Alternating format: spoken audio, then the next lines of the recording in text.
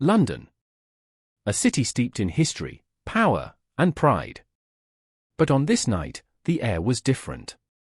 The sound of chants echoed through its streets, flares lit the sky like fire against the darkness, and a single question lingered. Has Britain lost control of its own flag? Before we dive into this dramatic story of chaos, protest, and power, I need your voice. More than 95% of you watching right now aren't subscribed. If you care about Britain's future, hit that like button, subscribe to Echo Britain, and tell us in the comments, do you think these protests mark the beginning of something much darker for the UK? It began with a call, "Unite the Kingdom," a rallying cry from far-right activist Tommy Robinson. And by Saturday, the call had been answered, not by millions, but by up to 3 million people flooding into London streets. This was not just a protest. This was a storm. The Union Jack waved high above the crowds, but to Prime Minister Sir Keir Starmer, it was no longer just a flag, it had been hijacked. He declared it had been twisted into a symbol of violence, fear, and division.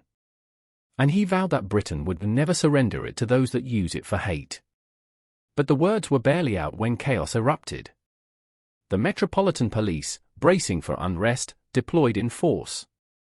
Still, they were overwhelmed. Bottles and flares flew through the air.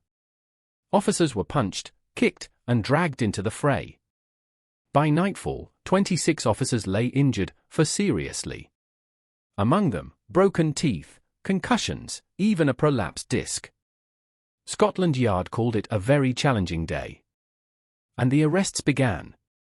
24 people detained for affray, assault, criminal damage, and violent disorder. The counterweight came from the other side. Around 5,000 anti-racism activists with Stand Up to Racism stood their ground, chanting, resisting, trying to push back against Robinson's movement. From government, condemnation thundered. Home Secretary Shabana Mahmood denounced the violence. Anyone taking part in criminal activity will face the full force of the law. But another voice struck a deeper chord.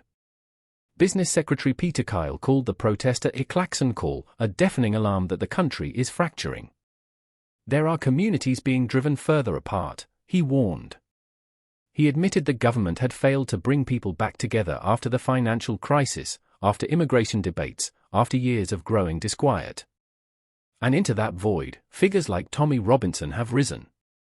And then, an unexpected figure appeared on the stage. Elon Musk. The billionaire owner of Tesla and X. He stood before the furious crowd and declared, "Fight back, or die." A direct challenge to Britain's government. A shocking intrusion into its politics. Peter Kyle dismissed Musk's words as incomprehensible and totally inappropriate. But the moment was undeniable when the world's richest man calls for urgent change in Britain and tells protesters to rise up. Something has shifted. What began as a march had turned into something darker. A battle not just for streets, but for symbols.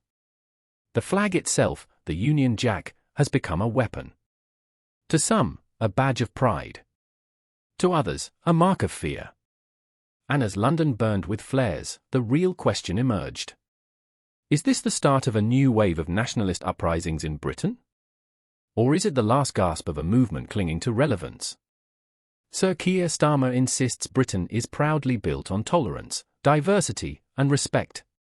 But the roar of 150,000 voices says otherwise. A nation divided. A flag disputed. A future uncertain. And so, we leave you with this. Was this protest just one day of chaos, or the first tremor of something far more dangerous for Britain's soul? Tell us in the comments, what do you think lies ahead for this country? And don't forget, like this video, subscribe to Echo Britain, and join us as we uncover the truths the mainstream won't tell you. Because this story is far from over.